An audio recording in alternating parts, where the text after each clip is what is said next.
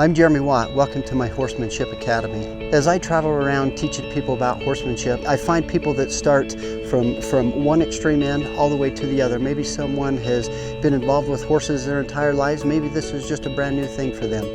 I wasn't raised with horses. I didn't start with horses until I was 21 years old. That was the first time I rode my first horse. But one thing it did is it got me hooked. I loved horses so much. I wanted to make it a huge part of my life. Fortunate enough for me, through family members and a couple of other things, horses were made available to me. But I wasn't any good at it. I started off not having any balance. I started off not having any feel, not having any experience. But I did put in the time. I have put in the time. I have put in the effort, and I have put in the hard work. And you can do this too.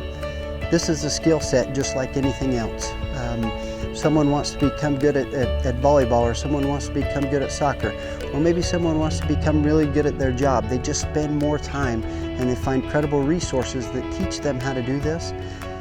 This is how you become good with horses. Now, it does take work, but that work doesn't look like a hammer and it doesn't look like a shovel. It looks more like a feather. It's soft and it's quiet and it's refined. And it's nice and it's genuine.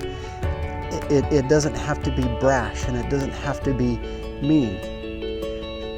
The more time you spend with your horse standing, whether they're standing and you're sitting in the saddle or you're just standing next to them, you're doing more for the horse there, just standing next to them nice and quiet and their feet not moving, allowing them to relax. That's when trust is built. Once that trust is built, that's when you have the ability to begin to go through those 3 stages of horsemanship. That first stage is just very, very basic. That first stage is you just have an attitude change, just a change in attitude.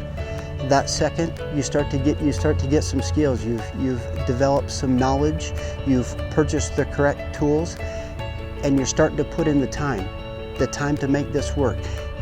And you're applying the right techniques. The same techniques are going to take you throughout your entire experience with horses for the rest of your life. Those same fundamental techniques, all the way on the 3rd stage of horsemanship development, is going to be time and imagination.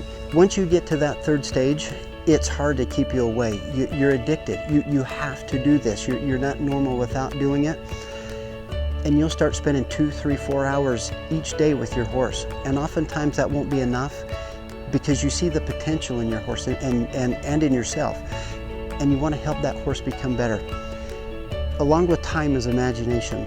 Even though the techniques of horsemanship are fundamental and all horse trainers and all horsemen use those same techniques, when you start to apply your imagination and when you start to put your art side of horsemanship into it, that's when this becomes fun.